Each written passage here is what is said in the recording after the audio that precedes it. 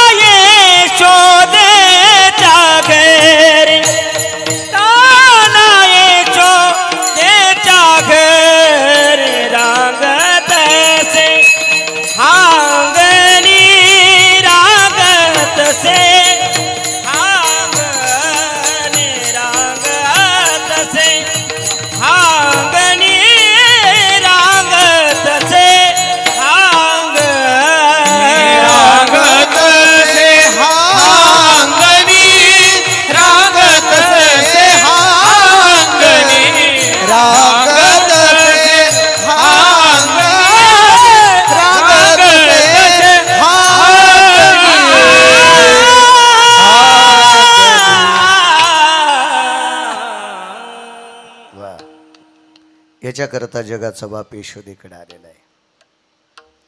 बरं यशोदेकडेच का? भारतात काही दुसरी गावं नव्हती का? गणेशराव तुमचंही गाव असेल त्यावेळेला, संभाजीनगर असेल त्यावेळेला, हस्तिनापूर दिल्ली असेल त्यावेळेला, किती गावं असतील बाबाजी भारत देशात. पण गोकुळातच का? असं काय होतं त्या गोकुळामध्ये की विश्वाच्या मालकानं तिथं जावं? कारण गोकुळा इतकं पवित्र गावच नव्हतं. आणि गोकुळ पवित्र करण्याची ताकद फक्त गायीत होती. मी पूर्वी कर्मकांड करायचो 27 वर्षापूर्वी, आता करत नाही. कोणी बोलू पण नका मला. नाही तो वास्तुशांत्या वगैरे असं ते करायचो मी त्यावेळेला, छान करायचो. आता नाही करत ते.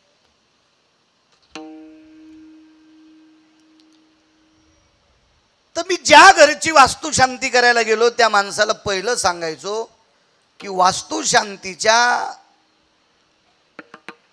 पूजेच्या दिवशी तुझ्याकडे एक गाय असावा. ते म्हणायचं महाराज दक्षिणा काय घ्यायची ते घ्या, पण ती गायीचा कुळा माग लावू नका. मी म्हणलं मी सांगितलेलं जर तू नाही ऐकलं, तू जर आम्हाला बंडल दिले तर त्या बंडलाच्या शेकानं गिरगावकराचा संसार खालून जळण. तू हे बंडल तू याकडे राहू दे. गाय पाहिजे, गाय गाय पाहिजे. आणि त्याला तर मीच पाहिजे. ते म्हणला महाराज असं काम करा ना, मी 1-2 तोळ्याची सोन्याची गाय करतो आणि तुम्हालाच देतो. मी म्हणलं तू केलेली सोन्याची गाय आमच्या घरात घुशी सोडीन आणि मग घर पाडून टाकील. सोन्याची नाही, गाय गायच पाहिजे. ते म्हणलं महाराज असं करू ना, तुम्हाला किती महाराज बोलवायचे तितके बोलवा, 100-200 क्विंटल तूप आपण यज्ञात टाकू. मी म्हणलं 100-200 महाराज जरी जाळेस यज्ञात तरी तुला घरात सुख भेटणार नाही. तुला गायच बांधावं लागेल. हो, हत्तीच्या सोंडेसारखी तुपाची धार जरी तो यज्ञात टाकलीस आणि गाय नाही बांधलीस ना, नाही म्हणे महाराज ऐका ना. मी म्हणलं शेवटी सांगू का तुला, तू या घरातली फरची काढून मला जरी पुरलं जित्तो गिरगावच्या बाळूला आणि वरी फरची टाकून स्वयंपाक करून खाल्लास तरी तू उद्धार नाही. तुला गायच बांधावं लागेल. शास्त्राचा दंडक आहे. पूर्वीच्या काळात असा कर्मशास्त्राचा सिद्धांत होता, घोडं पण पाहिजे होतं. पण एखाद्या वेळेस घोड्याला पर्याय सांगितले, गाय असली की बाकी सगळ्या गोष्टी संपल्या, गाय मात्र पाहिजे. एक छोटंसं वाक्य ऐका. आपण राहतो त्या वास्तूला एक गाय पवित्र करती गुरुवर्य, एक गाय पवित्र करती. आपण राहतो त्या घराला, एका गायीत ताकद आहे. त्याच्यातल्या सगळ्या खोडी संपवायची, त्या जागेतले दोष संपवायची ताकद एका गायीत आहे. तर गोकुळात एकट्यात नंदाकडे 9 लाख गायी होत्या. जागा किती पवित्र असेल गणेशराव, किती पवित्र असेल जागा, किती पवित्र, किती पवित्र. तुम्हाला एक सांगू का, तुम्ही राहता संभाजीनगरला, पण इकडे कधी चक्करला आले, नुसत्या गायीच्या गोठ्यात जर जाऊन आले ना, गायीच्या गोठ्यात, तर 100 पंढरपूरच्या वाऱ्या केल्याचं पुण्य तुम्हाला प्राप्त होतं.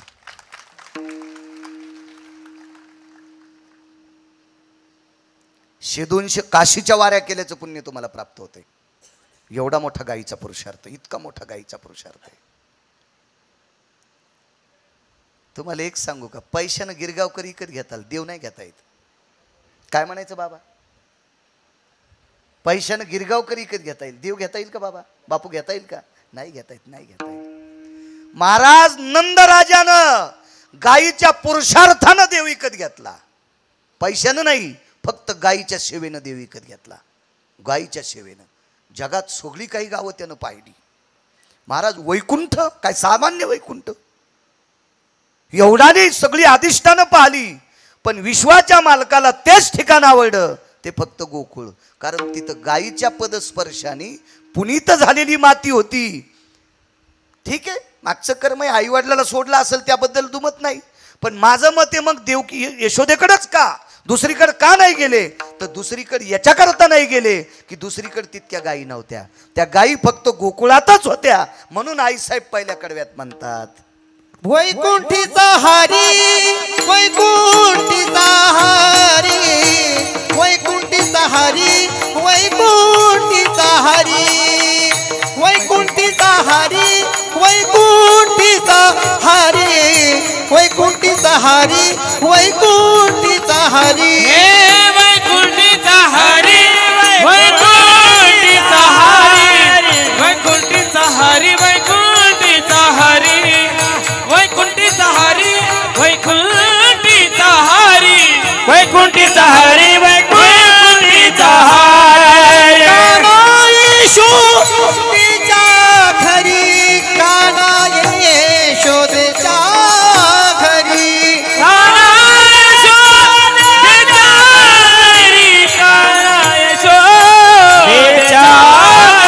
रांगत से हा रंगणी रांगत से हा अंगणी रांगत से हा अंगणी रांगत से हा अंगणी हे रागत से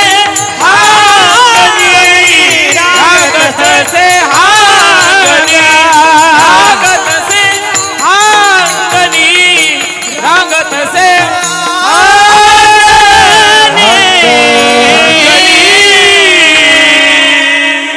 याच्याकरता गोकुळ स्वीकारलंय.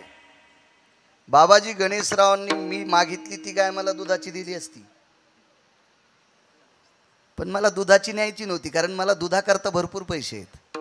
ती छोटीच कालवड का मागितली, मला तिला सेवा करण्याचा योग येतोय.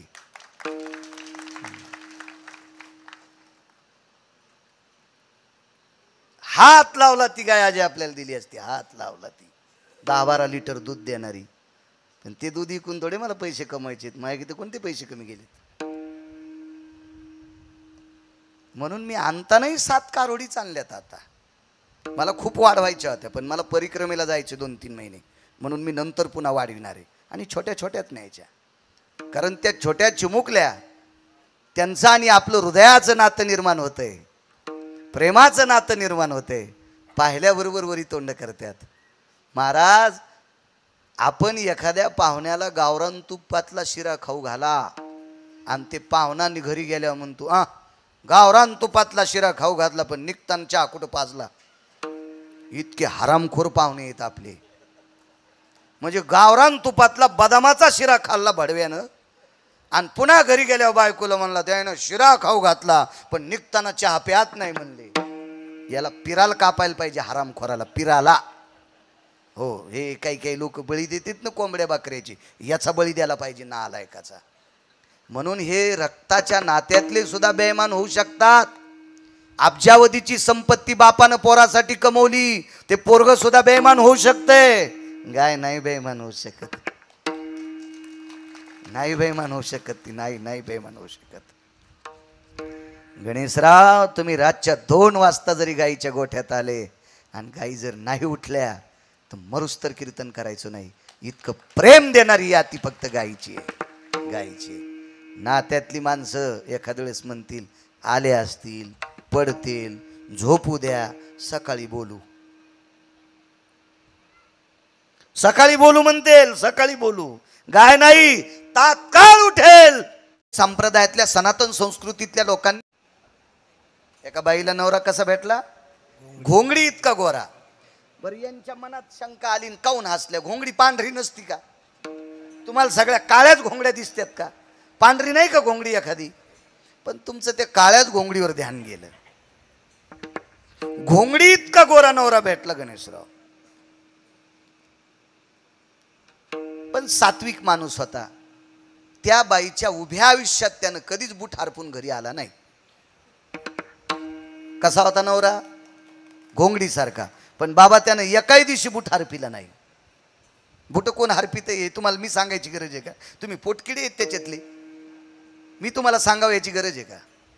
जीवनात कधी बूट हरपून घरी आला नाही. जीवनात कधी बायकोला वाट पाहायला वेळ लावली नाही. जीवनात बायकोला माहेराला जाताना कधी तुटकी चप्पल दिली नाही. जीवनात बायको माहेराला जाताना कधी फाटकी साडी नाही. जीवनात कधी बायकोला या पोटाची खळगी भरण्यासाठी किराण्याची अडचण येऊ दिली नाही. नवरा कसा होता माहिती आहे? घोंगडीसारखा. कसा रंग आहे नवऱ्याचा? घोंगडीसारखा. महाराज इतकी जीवनात त्याच्या सुखसोयी होती म्हणून ती पतिव्रता स्त्री त्याला पांडुरंगा इतकी, बाबाजी त्याला भगवान शिवजी इतकी मानित होती. पण शेजारणीच्या पोटात डबा उठला. तुम्ही अजून बी लक्षात घ्या, शेजाऱ्याच्याच पोटात डबे उठत आहेत म्हणून आपले घर पेटत आहेत, नाही तर तसा जाळच होत नाही घरात. शेजाऱ्याने इस्तू टाकल्याशिवाय घरच जळणत कोणाचीच. हे दुसऱ्याच्या इस्त्यानंच घरं जळत आहेत. मला असं वाटतंय शेजाऱ्याचा इस्तू आत येऊ नये म्हणून आपण असा वाला पडदा टाकला पाहिजे की त्यानं आपल्याकडे फेकल्यावर त्याचंच जळालं पाहिजे. पण त्यानं इस्तू टाकल्या आपलं जळा म्हणून इकून तुम्ही भुसकट ठुलं, राखेलच्या कॅनी ठुल्या म्हणून आपलं जळायलं. ते राखेलची कॅन म्हणजे दुसऱ्याचं ऐकिने, राखेलची कॅन म्हणजे दुसऱ्याचं ऐकून आपलं घर जाळणे. दुसऱ्याचं ऐकायचंच नाही याला म्हणायचं वल्ला पडदा लावला. त्या बाईने एके दिवशी सांगितलं, सकू काय बाई तू संसार करते, काय तुझा नवरा आहे घोंगडीसारखा काळा, काय काय काय येड्यावानी. तिने ऐकण्याची मर्यादा होती. तिने एके दिवशी सांगितलं, बाई तुम्हाला एक बोलू का? 2-3 वर्ष झालं तुम्ही मला टोमणे मारतात, तुझा नवरा घोंगडीसारखा, तुझा नवरा घोंगडीसारखा, तुझा नवरा घोंगडीसारखा. एक बोलू का बाई तुम्हाला? तुमचा नवरा काचा इतका सुंदर आहे, काचा इतका सुंदर आहे, पण मला कळतंय तसं तुमचे पोरं त्याला उचलून आणतात बस स्टँडच्या मुतारीपाशी पडलेला असल्यावर.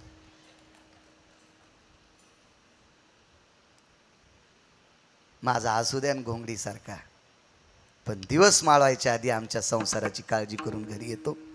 महाराज याला म्हणायचं पतिव्रता. तिची निष्ठा काही सांगू द्या, पण तिची निष्ठा तिच्या पतीवर होती, तितकी निष्ठा आपल्या धर्मावर असली पाहिजे, तितकी निष्ठा आपल्या संतावर असली पाहिजे, तितकी निष्ठा आपल्या संस्कृतीवर असली पाहिजे. भंगीर यायचं नाही ऐकायचं.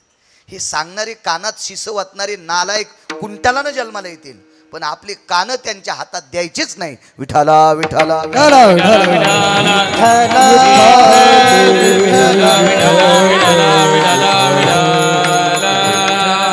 आणि आपल्याकडं ग्लानी येण्याचं एकमेव कारण एक आहे बाबाजी, आपले लोक एका फांदीवर बसतच नाहीत. एका फांदीवर बसणारच नाहीत. आज तुमच्या पाया पडतील की उद्या लगेच पिराच्या पाया पडायला जातील, की परवाच्या दिवशी लगेच कंदुरीला लिंब घेऊन जातील. हे इतके भंगिरे येत नाही. त्याच्यामुळं नेमकं यायला कोणता देव यांच्याकडे येईल त्या देवाला पण पंचायत पडती. हा जाऊ द्या मी झोपतो तेव जाईन, तेव देव म्हणतो जाऊ द्या त्या दिवशी तिकडे गेलता ना मी राहतो तेव जाईन. एका येत नाही याचा भोगा होतोय. आपल्याला सवय लागली. इथंच नास्ती परण लभ्यते. मी रात्री सांगितलं, दोन्ही पेवावरी ठेवू जाता हात होय अपघात शरीराशी. 2 जागेवर हात ठेवले आपलं शरीर थांबतंय का? कोणती एकच फांदी धरा, आपुला तो एक तेने विनजीवा. 17 जागेवर. किती नालायकपणा, किती नालायकपणा. आषाढ महिन्यामध्ये लक्ष्मी देवीची पूजा करत असतात. लक्ष्मी देवीची पुराणाचा निर्णय, तुकोबाराय पुराणाला मानतात, पुराणाचा सिद्धांत आहे. लक्ष्मी देवीची आषाढ मासात पूजा करतात. त्या देवीला जात असताना पाण्याचा तांब्या आणि त्या पाण्याच्या तांब्यात लिंबाचा डाखळा. लिंब हे लक्ष्मीचा अधिष्ठान आहे. लिंब हे आयुर्वेदाचा अधिष्ठान आहे. लिंब हे हजारो रोग दूर करण्याची ताकद कडुलिंबात आहे. म्हणून त्या लिंबाचा ओला डाखळा त्या पाण्यात ठेवायचा, जगदंबेच्या दर्शनाकरता जायचा आषाढ महिन्यात. आणि आषाढ महिन्यात रोगाची लागण जास्त होत असते. दलदलीचं वातावरण असतं, पाणी दूषित होत असतं, बऱ्यापैकी पक्वान्न दूषित होत असतात. आणि म्हणून त्या देवीचं दर्शन घ्यायचं, त्या पाण्यात त्याच्यातलं काही पाणी त्या देवीला समर्पित करायचं आणि त्या लिंबाच्या डाखळ्याचा तो ती खालचा कोंब असतो ते त्याच्यात त्या पाण्यात असा घासत असतो आणि ते पाणी घरी लेकराला द्यायचं. शरीरात रोगप्रतिकारक शक्ती वाढते. तिला लक्ष्मी देवी म्हणतात. पण आता ह्या 10 वर्षात तोंडाचं सुख घेणाऱ्या नालायकानं तिला लक्ष्मी देवी न म्हणता तिला मरियाई नाव ठेवलं आणि तिला लिंबाचा डाखळा न नेता ढवळे लिंब नेले. त्या देवीला कोणते लिंब नेले? ढवळे. त्या देवीला ढवळे लिंब आवडत नाहीत. याच्या जिभेचे चोचले पूर्ण करण्याकरता देवीला बदनाम केलं. हो, आपल्याकडं सांगितलं नाही, शेंदरी हेंदरी दैवते कोण पूजी भूते केते. जे आपल्या पोटाकरता भीक मागते ते देव आपलं कधीच कल्याण करू शकत नाहीत, कधीच कल्याण करू शकत नाहीत. म्हणून निर्णय असा घ्या, सात्विक देवांच्या पुढे, सात्विक संतांच्या पुढे आपलं मस्तक वाकवा. नालायक महाराजांच्या पण पाया पडू नका. त्याच्या पायातून पाप तुमच्या डोक्यात येईल आणि बंधा तुमचा संसार जळून जाईल.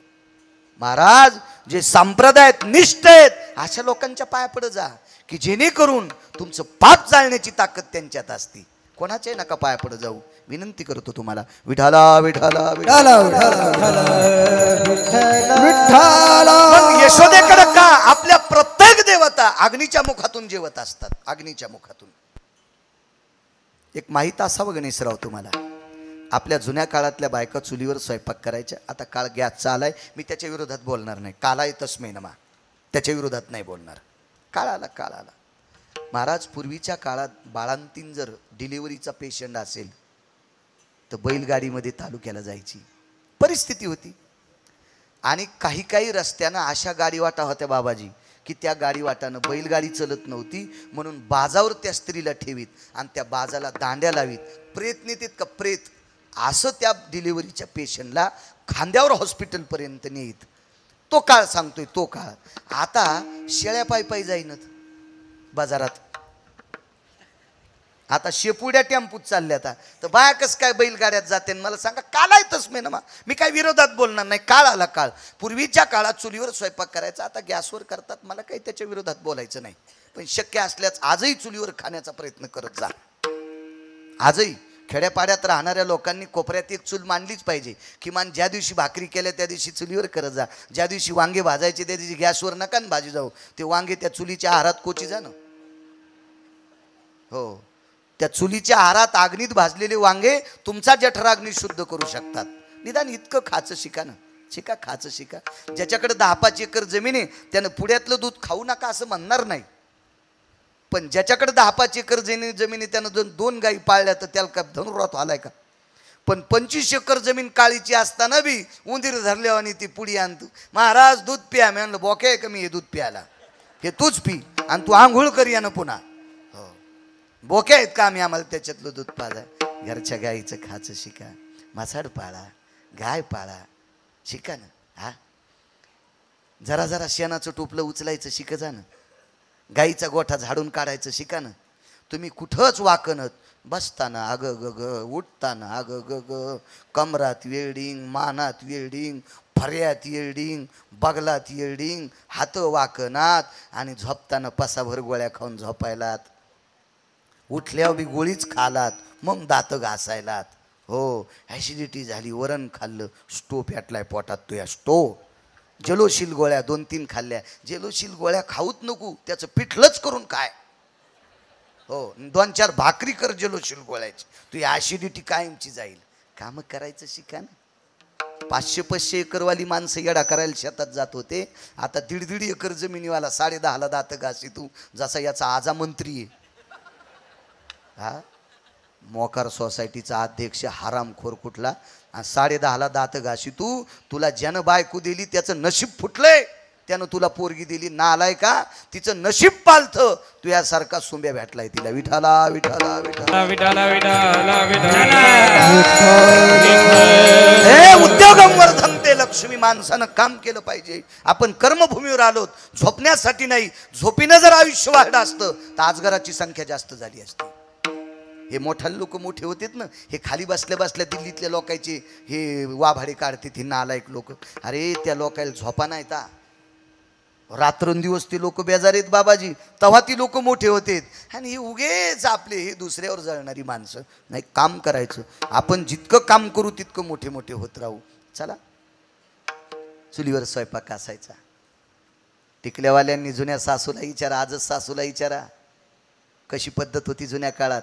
जुन्या काळातली बाई जर भाकरीला बसली किंवा चपात्या करायला बसली, ती बाजरीची असेल, गव्हाची असेल, ज्वारीची असेल, मकेची असेल, उडदाची असेल, कळण्याची असेल, मिसळ्याची असेल, ही आंबाडीच्या त्या पिळ्याची भाकरी असेल, ह्या भाकरी करायला बसलेली जुनी बाई रुपया एवढी भाकरी करीत होती. आधी 8 आण्यासारखी रुपयाच्या नाण्यासारखी एक भाकरी करायची, ती तयाव टाकायची. ती भाजली की ती भाकरीचा ती छोटीशी भाकरी चुलीत टाकायची, 2 थेंब पाण्याचे टाकायचे आणि अग्नीला नमस्कार करायची. म्हणजे सर्व देवता तेवढ्या चिपट्यानं जेवायच्या. आणि तितक्या चिपट्याचा आशीर्वाद किती होता माहिती आहे का? हे अग्निनारायणा, माझ्याकडनं तुला नैवेद्य रे. अश्विनी कुमार तृप्त व्हायचे आणि त्या घरात त्या लोकांनी त्या चुलीवरचा स्वयंपाक खाल्ल्यावर एकाचंही पोट दुखत नव्हतं. या सर्व देवतेची कृपा होती. कारण आपण जे कमवतो ना त्याच्यातला प्रत्येकाचा भाग प्रत्येकाचा ठरलेला आहे. प्रत्येकाचा भाग. शेतकरी राजाचं जीवन बघा ना, शेतकरी राजाचं जीवन बघा. खळं केल्याच्या नंतर मात्र सांडते, मात्र जमा केलं तरी इकडे तिकडे दाणे थांबते. ते दाणे पक्ष्यांचे आहेत, ते दाणे उंदरांचे आहेत, ते दाणे घुशींचे आहेत, ते दाणे मुंगसांचे आहेत, ते दाणे प्रत्येक जीवाचे आहेत. शेतकरी राजाच्या घरात जितकं येईल तितकं त्याचं, आणि शेतात राहील ते बाकींच्या जीवाचं असतं. महाराज यज्ञ आहे त्याच्या जीवनात, हो याग आहे त्याच्या जीवनात. त्याच्या जीवनात नाना प्रकारच्या यज्ञाची सिद्धांत आहे. म्हणून मी सांगतोय, ज्याच्या वाट्याला जमीन असेल तो भारत देशातला राजा असेल. ज्याच्या नावानं सातबारा असेल का गणेशराव, तो माझ्या महाराष्ट्रातला राजा असेल. त्याला नाना प्रकारचे यज्ञ करण्याचा योग येतोय. अहो त्यानं ज्वारी पेरली, चुकून पक्षी त्याच्या ज्वारीचे कंस खातात. त्यानं गहू पेरले, सांडलेल्या ओंब्या उंदरं खातात. महाराज नाना प्रकारच्या जीवाचं पोषण करणारा शेतकरी राजा आहे. चुकून एखाद्याची गाय मसड आली, 10-5 आळा शेती खाईल. एखाद्याचा बैल आला, 10-5 कंस तो खाईल. कारण त्याच्या जीवनात कायमस्वरूपी यज्ञ असतो. तो फक्त शेतकरी राजा असतो. तो शेतकरी राजा. शेतीवर प्रेम करा. महाराज अग्नीची कृपा झाली आणि अग्नीनं त्या स्त्रीला सांगितलं, काय देऊ? एकच दे. देव माझ्या पोटी जन्माला यावा. आणि अग्नी देवाकडे गेला आणि देवाला सांगितलं, देवा मी त्या बाईवर प्रसन्न आहे. तिनं अग्नीची साधना केली आणि तिनं सांगितलं, देव माझ्या पोटी जन्माला यावा. भगवंतानं सांगितलं, अग्नी एक लक्षात ठेव, तिच्या उदरातून जन्माला यावा तिचं इतकं पुण्य नाही, पण तुझी तिनं साधना केली म्हणून तिला मी निराश होऊ देणार नाही. पोटातून जरी नाही जन्माला आलो तरी तिला गोकुळात जन्म भेटेल. तीच यशोदा. आणि तिच्याकडे 11 वर्ष 53 दिवस. वाक्य नीट ऐका, पुराण सांगते 11 वर्ष 53 दिवस तिच्या पोटातून जरी जन्म नाही घेतला तर जन्मदात्या मायबापाला सोडून 11 वर्ष 53 दिवस तिच्याकडे राहीन. तिचं नाव यशोदा आणि ती गोकुळात. म्हणून जनाबाई पहिल्या कडव्यात म्हणतात, वैकुंठीचा हरी, वैकुंठीचा हरी, वैकुंठीचा हरी, वैकुंठीचा हरी. वैकुंठीचा हरी, वैकुंठीचा हरी. आता त्याचा सिद्धांत पुढे सांगतो. तोपर्यंत विठोबा रखुमाई, कुमारी बार रखुमाई,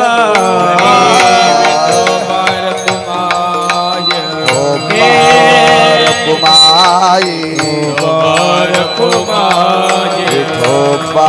रखुमाई,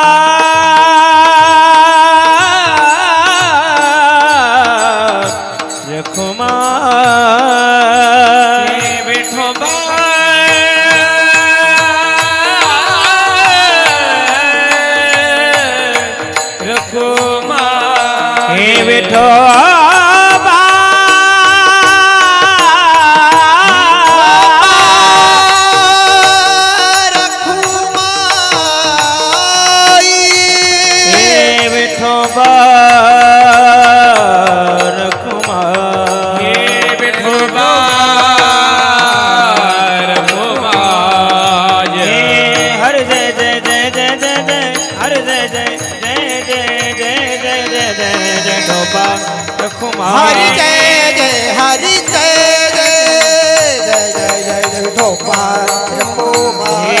हरि जय जय जय, हरि जय जय जय, हरि जय जय जय, विठोबा रखुमाई, विठोबा रखुमाई,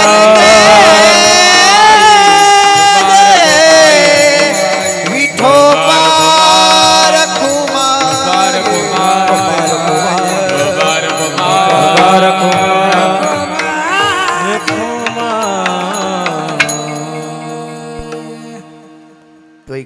देवीचा हरी तान्हा यशोदेच्या घरी चालत असलेला हा दिव्य ज्ञानयज्ञ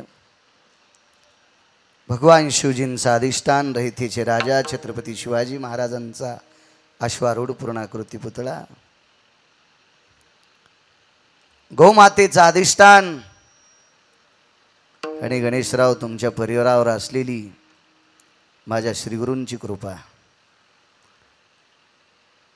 1008 धर्माचार्य श्री गुरु दयानंद स्वामींची कृपा या संत महंतांची तुमच्यावरची कृपा आहे.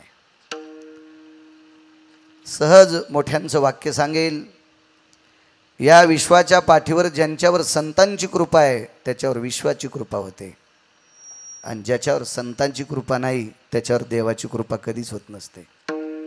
सगळ्या गोष्टी मोडून टाकायची ताकद ती संतात असते, प्रारब्ध बदलायची ताकद ती संतात असते. अशी परमपावन कृपा गुरुवार्यांची आहे. फार दिवसापासून तुमच्या कुटुंबाला तुम्हाला महाराजांची सेवा स्वामीजींची सेवा तुम्हाला घडली आणि त्या सेवेचं फळ आहे. एवढा मोठा यज्ञ एखाद्या 2000 लोकसंख्येच्या गावानं विचार केला. मी खूप फिरतोय महाराष्ट्रात, खूप फिरतो 2000 लोकसंख्येचं गाव असेल त्या गावानं विचार केला तरी एखाद्या वेळेस त्यांचा मेळ होत नाही आणि एवढा मोठा सप्ताह करू शकत नाहीत. ते का होऊ शकत नाही? कारण ते एकत्रित येऊ शकत नाहीत. पैसे प्रचंड असतील त्यांच्याकडे, प्रचंड असतील, पण नाहीत करू शकत ते. तुम्ही एकट्याने एवढं सत्र भरावं. तुम्ही वैभवशाली आहात, पैशावाले आहात हे मला नाही सांगता येणार, पण मला एक सांगता येईल, तुमच्यावर संतांची कृपा आहे बाबाजी सारख्या आणि ज्ञानोबाराय तुकोबारायची कृपा आहे म्हणून तुम्ही ज्ञानाचा यज्ञ केलाय. नाही तर पैसे नाहीत अशी माणसं नाहीत जगात. खूप पैसे आहेत. काही माणसांकडं एवढं धान्य आहे की त्यांच्या बाप दाद्यापासून पाप आहे म्हणून त्यांच्या धान्याला किडे पण लागत नाहीत. तर माणसं कशी खातील? त्यांच्या गव्हा ज्वारीला औषध न टाकता किडे लागत नाहीत. म्हणजे किड्यांनी सुद्धा विचार केला याचे गहू खायचे नाही, किड्यानं सुद्धा विचार केला याच्या ज्वारीला खायचं नाही, कारण ते पुण्यच नाही ना. महाराज नुसत्या हाती उठवी काग. काही माणसं इतकी निर्दयी असतात की भरक्या हातानं कावळ्याला सुद्धा उठीत नाहीत. त्याला वाटतं आपले कण जर उडाले तर कावळ्या खाईन. कारण आपल्या जीवनात काही दातृत्व घडायचं असेल तर त्याच्यासाठी पुण्य लागतं. आपल्याच्याने एखादी सेवा घडायची असेल तर त्याच्याच्यानं पुण्य लागतंय. मी फार दिवसापासून मनात विचार करत होतो, पैसे आहेत माझ्याकडे, मी माईकवर सांगतोय, किती कॅमेरे आहेत पुढं, मी का कोणाचे खिशे कापले का, कुठं डाका टाकलाय, कुठं काय केलंय, काय जस्ट त्याचा माणूस हा प्रारब्धान मोठा होत असतो, काय जस्ट त्याचं प्रारब्ध आहे, त्याला काय विचार नाही. इकत आणलेली बैल बांधून वैरण खातेत आणि देवाला सोडायला कठाळ्या कोणाची मका खातो, ते नशीब घेऊन आला आणि कठाळ्या नशीब घेऊन आला. नशीब तसं बाळूचं नशीब आहे ना, नशीब आहे. मला काय अडचण नाही पैशाची, पण मी एकच मागणं मागत होतो या साधू संतांकडे, मला एक ना एक दिवस गायीची सेवा घडावी,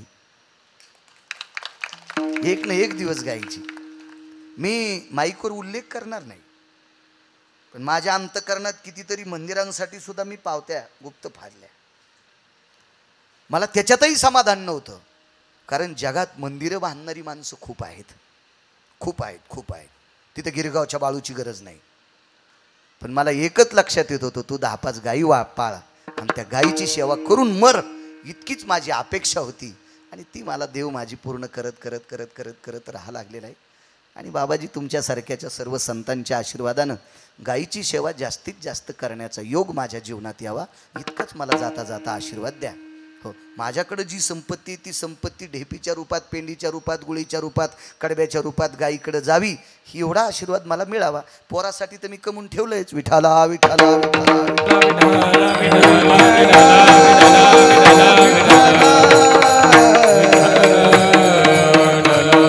आणि ते पुण्य अनायाशे. तुम्ही कीर्तनकार नाहीत गणेशराव, तुम्ही भागवतकार नाहीत, तुम्ही शिवपुराणकार नाहीत, तुम्ही रामायणकार नाहीत, तुम्ही एखादा प्रवचनकार नाहीत, तरी पण काही नसताना तुम्हाला गायीची सेवा घडते, हे तुमच्या वाडवडिलांचं पुण्य आहे. आणि अशीच सेवा घडत राहो आणि त्या सेवेच्या पुण्याईनं आपण प्रपंचातली माणसं आहोत, आपण भरकी माणसं आहोत. संसारातली माणसं चमचा भरू की टोपलं भर चिखलानं भरलेली असतेच. कोणी टोपलं भर, कोणी गाडी भर, कोणी ट्रॅक्टर भर, कोणी रेल्वे भर, पण चमचा भर का होत नाही इतक्या पण चिखलानं आपण भरलेली आहेत. केवळ कारण आपण संसारातली माणसं आहोत. आणि आपण प्रपंचातल्या माणसानं हे भरकं बाजूला काढण्यासाठी हे पाण्यानं धुतल्या जात नाही, ह्याला सेवेनं धुवावं लागते. आणि ती सेवा वाडवडिलांची असावा, घरातल्या वयस्कर लोकांची असावा, संतांची असावा, अन्नदानाची असावी, गोमातेची असावी, धर्माचं नाव वाढण्यासाठी असावी, एखादं धर्माचं मंदिर होण्यासाठी असावी. ती सेवा संसारातल्या माणसाला घडली की त्याच्या भोवतालचं दूषित वलय आहे का, दूषित वायू आहे का, दूषित वलय आहे का, दूषित कवच आहे का, दूषित कंपाऊंड आहे का, हे फक्त सेवेनंच जळू शकतंय. हे फक्त सेवेनं जळू शकतंय. संतांची सेवा असेल, धर्मांची सेवा असेल, नामाचा प्रचार असेल, गोमातेची सेवा असेल, वाडवडिलांची सेवा असेल. मी नेहमी सांगत असतो, ज्या बाईचे मालक कपाळावर कुंकू आहे तिनं नवऱ्याचं दर्शन दिवसात एकदा घेतलं पाहिजे, तरच तिला महाराजाच्या पाया पडायची लायकी आहे. नवऱ्याच्या पाया पडत नसल आणि महाराजाच्या पडत असल तर तिच्या पापानं महाराज धोत्रा सगळं जळण. तिची लायकीच नाही महाराजाच्या पाया पडायची. तिनं दिवसात एकदा आंघोळ केल्यावर नवऱ्याच्या पाया पडावा, तर तिला भारतातल्या महाराजाच्या पाया पडायची लायकी आहे. ज्याचे आईवडील जिवंत आहेत त्यानं दिवसात एकदा आईवडिलाचं दर्शन घ्यायचं, तरच महाराजाच्या पाया पडायचं. नाही तर त्याच्या पापानं बिचारा एखादा चांगला महाराज पण जुळून जाईल. मायबापाच्या दर्शना इतकं पुण्य. मला सोपं सांगा वाटतं, मी अडचणीत हात घालीत बी नाही, इचून निघत असते. मग डसल्यावर कोण्या दवाखान्यात जायचं. त्याच्यामुळे सोपा परमार्थ, आपल्या मालकाचं दर्शन घ्या, मग साधूचं दर्शन घ्या, आपल्या आईवडिलाचं दर्शन घ्या, मग साधूचं दर्शन घ्या. आणि चांगला साधू मालकाच्या पुण्याईनंच मिळत असतो. चांगला साधू, चांगला महात्मा, चांगला वारकरी आईवडिलाच्या दर्शनानंच मिळत असतो. ज्याला आईवडिलाचं पुण्य नाही त्याला चांगला साधू सापडत नसतो. मग सहा धुणारा सापडायचा असेल तर आईवडिलाचं पुण्य लागतंय, आणि साधणाराला पाहिजे असेल तर मग कशाच्याच पुण्याची गरज नाही. विठाला विठाला विठ्ठला विठ्ठला विठ्ठला विठ्ठला हरीशराव, तुमच्या कुटुंबावर महात्म्यांची कृपा आहे, एवढी मोठी महात्मे. आणि परिसरामध्ये बाबाजी तुमची भूमी तपोभूमी आहे, खूपशे यज्ञ. काल मी जिथं सर्वानंद सरस्वती महाराजांच्या आश्रमावर गेलो धानोऱ्याला, तिथं ब्रह्मलीन शिवस्वरूप काशीगिरी महाराजांच्या पुण्यतिथीचा सोहळा चालू आहे. गोडसं शिवजींचं मंदिर आहे.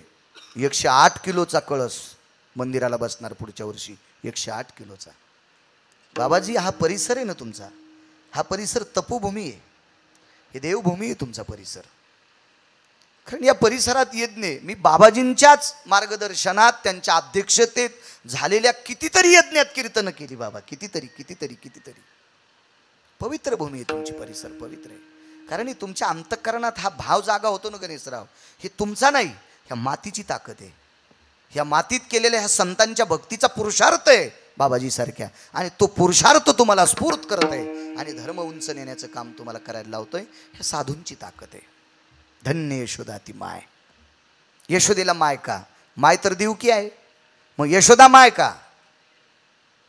बापूंनी सांगितलं 10-5 मिनिटं घळघळ करा, म्हणून एकच्या पुढं सरकतोय. बापूंचा आदेश होता, जरा कमी करू नका. तसं मी कीर्तन कुठंच कमी करत नाही माऊली, कधीच नाही. माप भरून सांडावा. महाराज, वक्ता जर घड्याळ पाहत असेल तर त्या वक्त्याने एक लक्षात ठेवायचं, काळाची काठी आपल्या डोक्यात आहे. कारण घड्याळ कुठं पाहायची असती माहिती आहे का? चुकीचं काम करताना, भजन करताना घड्याळ पाहायचीच नाही. आणि त्यातली त्यात पाकिटं घेणाऱ्याने तर घड्याळ पाहायचीच नाही. यम इतका हानीन की इंचभर जागा ठवाचा नाही लाल करायची. यमाला कळणार नाही कुठं कुठं लाकडं आणावा, यमाला कळणार नाही तापलेल्या गजानं कुठं कुठं चटकाने द्यावा. त्याच्यामुळे मला नाही कीर्तनात संकोच नाही टायमाच्या बाबतीत. बरं बाबा, हे घासा दिलाय कोणी? पंढरपुरातल्या मालकानं. त्याच्या मनात आल्यावर जर आता दाबला तर उद्या निरोप जातो, आदरणीय हरिभक्तीपरायण बाळू महाराज गिरगावकर विश्वात्म्यात विलीन. उद्या 12:30 वाजता त्यांचा अंत्यविधी आहे. लगेच क्लिप गाजल्या जाती, गेले दिगंबर. यायला तर आकलीचे कांदेच नाहीत, ही क्लिप कोणाला टाकावं? नदीला गेल्या आकली, हे अभंगाचं कडवं कोण्याही नालायकाला टाकीत असतात का? महाराज त्या दर्जेचा माणूस असावा त्याला हे अभंग टाकावं, कोणाला नाही. विठाला विठाला विठाला विठ्ठल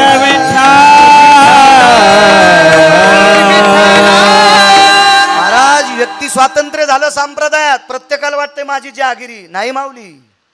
आम्हा कीर्तनकाराची संप्रदायावर जहागिरी नाही. या संप्रदाय जहागिरी आधुरीव लोकांची आहे, ज्यांनी संप्रदाय जिवंत ठेवलाय. आज या महाराष्ट्राच्या मातीमध्ये वारकरी संप्रदायातले असे फडकरी आहेत. एक सांगू गणेशराव, त्या फडकऱ्यांच्या जीवनात गाणं हा शब्द सोडून द्या, शपक अभंग पण घेत नाहीत.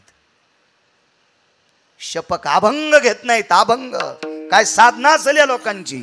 म्हणून परमार्थ या महाराष्ट्राच्या मातीतील आधारीव फडकऱ्यांमुळे परमार्थ आहे. आमच्यासारख्या काल परवाच्या कीर्तनकारांमुळे नाही. ह्या टपराच्या गाडीत बसून माझ सारख्या गिरगावच्या बाळूने इकडे तिकडे फिरणाऱ्यामुळे नाही. ह्या संप्रदाय ज्यांनी रक्ताच्या कणापासून जोपासलाय, त्यांच्या कणाकणात संप्रदाय, ज्यांच्यात अभंग सुद्धा शपक स्वीकारला जात नाही. महाराज चुकीची चाल स्वीकारल्या जात नाही, चुकीचा स्वर स्वीकारला जात नाही, चुकीचं गाणं स्वीकारल्या जात नाही. ह्या लोकांनी संप्रदाय जिवंत ठेवलाय, आमच्यासारख्यांनी नाही. आम्हाला गर्व माऊली, आपल्याला गर्व नाही यायला पाहिजे. आपण या मोठ्या लोकांमुळे परमार्थात येत, आपल्यामुळे परमार्थ नाही, त्यांच्यामुळे परमार्थ आहे. म्हणून त्या पवित्र परंपरेतल्या लोकांना साष्टांग प्रणिपात करतोय. महाराज 300 वर्षाच्या परंपरा काय काही, 300-350 वर्षाची. श्रीगुरु बोधले महाराज, मानकोजी बोधले महाराज, 300-350 वर्षाची परंपरा. महाराज ज्या परंपरेत एक भागीरथी नावाची माऊली जन्माला आली, त्या भागीरथी नावाच्या माऊलीनं जगाच्या बापाला रडायला लावलंय. विश्वाचा बाप, ती पाया पडत असताना देवाचे डोळ्यातले पाणी तिच्या पाठीवर पडतंय. अशी भागीरथी त्या पवित्र मानकोजी बोधले महाराजांच्या कुटुंबात जन्माला आली. त्या कुटुंबातले वारकरी सध्या आता जयवंत बाप्पा आहेत. बाप्पांचे वडील दादा आहेत. 350 वर्षाची परंपरा. काय परंपरा आहेत महाराजा. या परंपरेमुळे संप्रदाय जिवंत आहे. त्याच भागामध्ये रामकृष्ण भाऊंची परंपरा, धाराशिव भागामध्ये रामकृष्ण भाऊंची परंपरा. श्रीगुरु वैकुंठवासी रामकृष्ण भाऊ जात राहिले. गणेशराव, आस्ती संचयाचा कार्यक्रम आपण राखेचा कार्यक्रम म्हणतो. सगळी परिसरातली वारकरी श्रीगुरु भाऊंचं पार्थिव अग्निमय झाल्याच्या नंतर तुका म्हणे रक्षा झाली आपे आप, उजळीला दीप गुरुकृपा. सगळी लोक दुसऱ्या दिवशी त्या ठिकाणावर गेले. तर रामकृष्ण भाऊंची कवटी सापडली, कवटी डोक्याची कवटी. तर वैकुंठवासी रामकृष्ण भाऊंच्या कवटीवर 10-15 क्विंटल सरपण आणि एखादा ट्रॅक्टर भर नारळ असतील. तेवढ्या इंधनामध्ये शरीर जळून दग्ध झालं, तरी पण कपाळावरच्या कवटीवर रामकृष्ण हरी नाव होतं. रामकृष्ण रामकृष्ण हरी. माऊली महाराज, या लोकांमुळे संप्रदाय जिवंत आहे. या लोकांमुळे संप्रदाय जिवंत. या लोकांमुळे खाली गेले की शंकर महाराज कंधारकर, आमचे बाबारावजी गिरगावकर शिष्य होते. त्यांच्याकडे चातुर्मास केला संभाजीनगरला. गुरुवर्य बाबाजी ते सकाळी देवपूजा करत असताना चंदन कालवलं, उगाळलं की पाटावरच्या धातूच्या देवता पुढे सरकत होत्या. काय साधना या लोकांची महाराज. महाराज, या पवित्र महात्म्यांमुळे संप्रदाय जिवंत आहे, आमच्यामुळे नाही. नाही, आमच्यामुळे नाही. माणसानं श्रेयवाद घेतला नाही पाहिजे. आपण जर केलं तर आपण म्हणायचं आपण याच्या लायकीचे आहेत. गौरावयासाठी स्वामी सेवेची कसोटी. आपण त्या दशेला यावं. काय अखंड वाऱ्या. गणेशराव, अशी काही लोक आहेत, एका एकादशीला आळंदीला असतात, वद्य एकादशीला, तर शुद्ध एकादशीला पंढरपूरला. शुद्ध एकादशीची द्वादशी सोडली की पंढरपूरहून पायी आळंदीला जायचं. आणि आळंदीतल्या वद्य द्वादशी सुटली की तिसरा पहारा पुन्हा पंढरपूरला निघायचंय. 20-20 वर्ष झाले असे काही निष्ठावंत वारकरी आहेत. अख्खं जीवन आळंदी पंढरी, पंढरी आळंदी, आळंदी पंढरी, पंढरी आळंदी, देहू पंढरी, पंढरी देहू, देहू पंढरी, पंढरी देहू. अख्खं जीवन वारीत गेले, अख्खं जीवन वारीत. या सात्विक सदाचारी पुण्यशील निष्ठावंत वारकऱ्यांमुळे संप्रदाय जिवंत आहे. हा धर्म त्या लोकांमुळे जिवंत आहे. त्यांच्या आशीर्वादामुळे आम्हाला कीर्तन करण्याचा योग आहे. फक्त आम्हाला संप्रदाय किती निमूटपणे सांभाळायचा आहे आणि किती लोकांपुढे चांगल्या पद्धतीनं मांडायचा आहे हे आता आम्ही ठरवायचंय. आम्ही ठरवायचंय. आणि आम्ही जर चुका केल्या ना गणेशराव तर वरचा काठी घेऊन उभा आहे. कोणाच्या बापाची जहागिरी नाही. ह्या संप्रदायाचे संस्थापक अध्यक्ष आहेत तुमच्या मंदिरातले मालक. भगवान शिवशंकर बाबाजी या संप्रदायाचे अध्यक्ष आहेत. एका जनार्दनी वैष्णव आणि शिरोमणी महादेव भगवान शिवजी आहेत. चला, यशोदेच्या जीवनात वात्सल्य का, आई का? कारण ज्या वेळेला कृष्ण परमात्मा मथुरेकडे निघाले, आक्रू रथ घेऊन आले, त्या रथात बसले, रथातनं खाली बोलवलं आणि यशोदेनं सगळी दुधाची पदार्थ काढली. दही काढलं, लोणी काढलं, तूप काढलं, ताक काढलं, दूध काढलं. काय एखादा पेढा केला असेल तो पेढा काढला, रबडी केली असेल ती रबडी काढली, भात काढला, साखर काढली, गूळ काढला. ही सगळी पदार्थ एका ताटात ठेवली. कृष्ण कन्हैयाला चंदनाच्या पाटावर बसिलं, त्याच्यातला एक एक घास सगळा खाऊ घातला. कृष्णाला. दुधासोबत ताक खाऊ घालतेत का हे मला माहीत नाही, पण ताकाचा चमचा, दुधाचा चमचा, दह्याचा चमचा, लोण्याचा चमचा, पेढ्याचा चमचा, श्रीखंडाचा चमचा, बासुंदीचा चमचा, भाताचा चमचा, साखरेचा चमचा, गुळाचा चमचा, हे सगळं खाऊ घातलं बाबाजी. आणि यशोदेनं कृष्ण कन्हैयाचं तोंड पुसलं आणि हातात पाणी घेतलं आणि त्या सगळ्या पात्राच्या भोवताल गणेशराव ते पाणी फिरवलं. भगवंतानी हात धरला. मैया, हे मैया, जेवायच्या अगोदर पाणी फिरवत असतात हे मला माहित आहे, पण आज 11 वर्ष 53 दिवस झाले आई तू उलट काम का केलंस ग? जेवण झाल्याच्या नंतर हात का पाणी का फिरवलं? जाऊ दे कन्हैया, असू दे, पुन्हा कधी योग आल्यावर सांगेल. सांग न ग मैया, हे माय सांग न. हे इकडे का आवाज करा, सांग न ग आई, आई सांग न ग, याचं कारण काय? यशोदेनं सांगितलं, कृष्ण ऐकायची ताकद आहे तुझ्यात? हो सांग माय. कन्हैया, तू ज्या दिवशी आमच्या घरी आलास, तू 4 वर्षाचा झाल्याच्या नंतर मला कळालं तू देवकीचा आहेस. आधी माहित नव्हतं. 4 वर्षाच्या नंतर कळालं तू देवकीचा आहेस.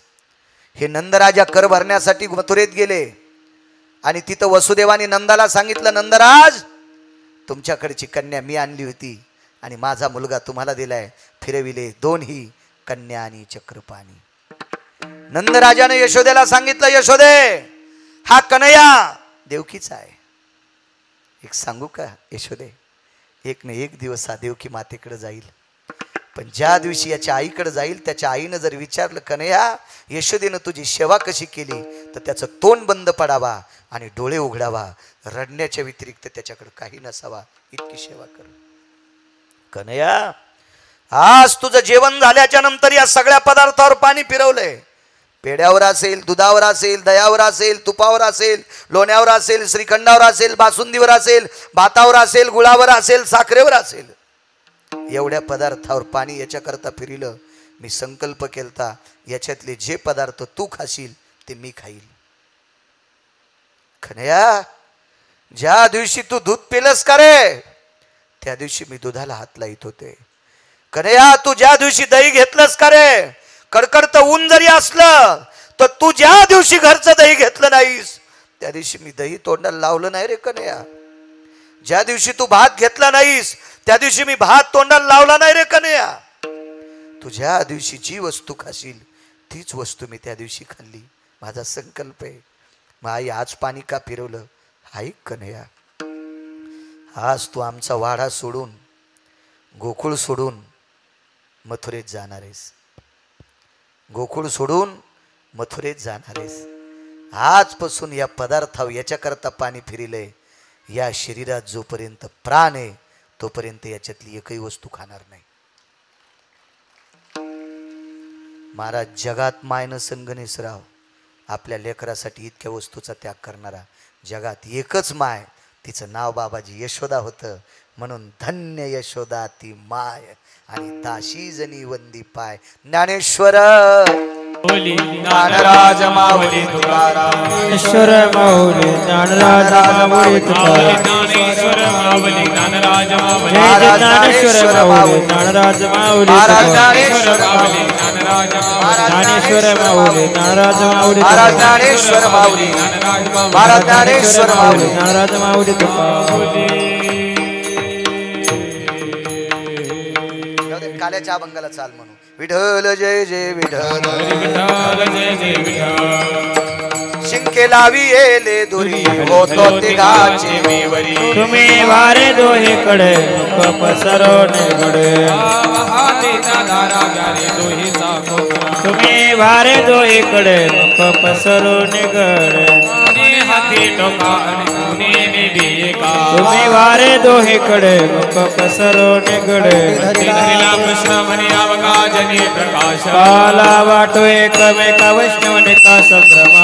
बोलिया ब्रह्मनिका उत्तम लोका दाखवू. काला वाटो एकमेका वैष्णवनिका तुका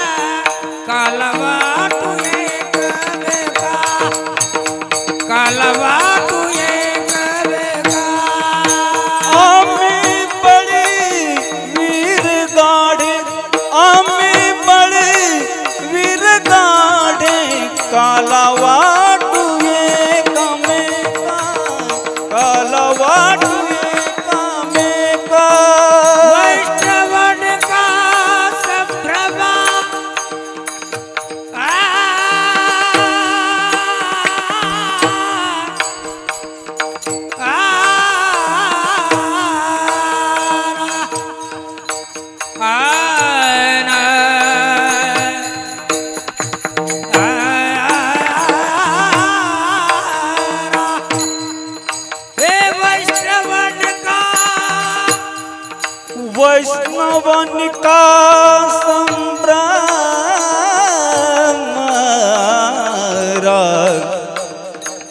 वैष्णवनिका संभ्रम.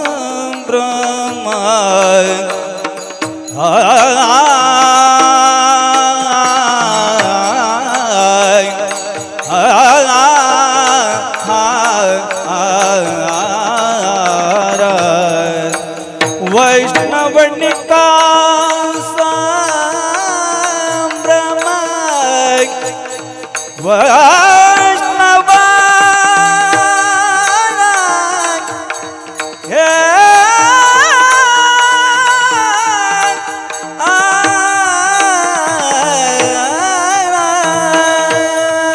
वैष्णवनिका संभ्रम. काला वाटू एकामेका. काला वाटू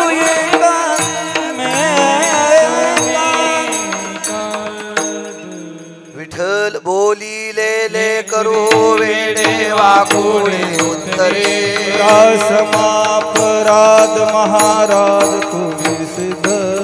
नाही विचारिला अधिकार मी आपुला. समापराध महाराज तुम्ही सिद्ध. कामने ज्ञानेश्वरा का पाया पैसे करा. समापराध महाराज योगे 28 विथे बरे उभा. मांगी रकुमाई दिश दिवे शोभा. कुंडलिका भेटी प्रब्रह्मा करणे वाही भीमा भूधर जगा. जय देव जय पांडुरंगा हरि पांडुरंगा. माई वल्लभ राई वल्लभ पाई जो लगा. जय देव जय तुलसी माळा गळा कर ठेवली कंठी. असे पितांबर कस्तुरी ललाट देव सुराती भेटी गरुडा हनुमंत पुढे उभे राहतो जय देव जय पांडुरंगा रुक्माई वल्लभ राईच्या वल्लभ वाही जुलगा जय देव आषाढी कार्तिकी भक्त जन येते चंद्रभागे माझे स्नान जे करते दर्शन घ्या माते मुक्ती केशवाशी नामदेव भावे वळती जय देव जय पांडुरंगा रुक्माई वल्लभ राईच्या वल्लभ वाही जुलगा जय देव आरती ज्ञान राजा महा कैवल्य तेजा सेवे साधु संत मनोविधिला माझा आरती ज्ञान राजा लोक ज्ञान जगे तनत कोणी अवतार पांडुरंग नाव ठेवले ज्ञाने आरती ज्ञान राजा महा कैवल्य तेजा सेवे साधु संत मनोविधिला माझा आरती ज्ञान राजा प्रगट गुह्य बोले विश्व ब्रह्माची गेले राम जनार्दन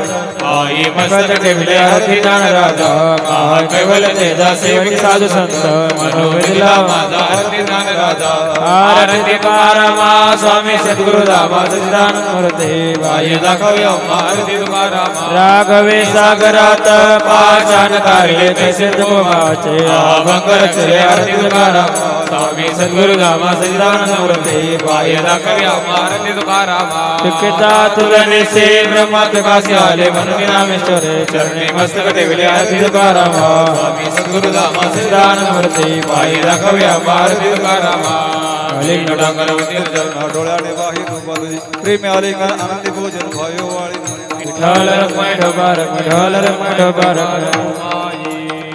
ही सवावे माझी आस जन्म जन्मी तुझा पंढरीचा वार करी हरी चुकोनी संता संग सर्व काळ अखंड प्रेमाचा चंद्रभागे स्नान मागे पंढरीचा वार करी हरी चुकोनी अकल्पाविषयी भावित या माझे कुळा सकळा हरीच्या कल्पनेची बाधा नव कोणी साळी मंडळी सुखी असो. अंखराचा वारा न राघोराज माझ्या विष्णुदासा भाविका नाममणी तया सवे कल्याण की निदान पांडुरंग. कल्पनेची बाधा नव कोणी काळी संत मंडळी मागणी तिथं प्रती आहे केशरी बाई पांडुरंगा. या संतास निर्विहीची मजली म्हणजे काही न मागू तुका दे. म्हणे आता उदारत मज होई ठेवी पायी संताची या संतास निर्विहीची मज देई आणि कदुजे काही न मागू दे ज्ञानदेव तुकाराम ज्ञानदेव तुकाराम ज्ञानदेव तुकाराम ज्ञानदेव तुकाराम तुकाराम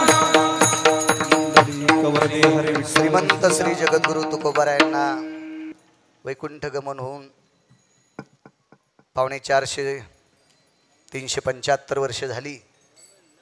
एकच विनंती करतो, फक्त 30 सेकंद म्हणजे अर्धा मिनिट, अर्धाच मिनिट तुम्हाला भीक मागतो, सगळ्यांनी हात वरी करा.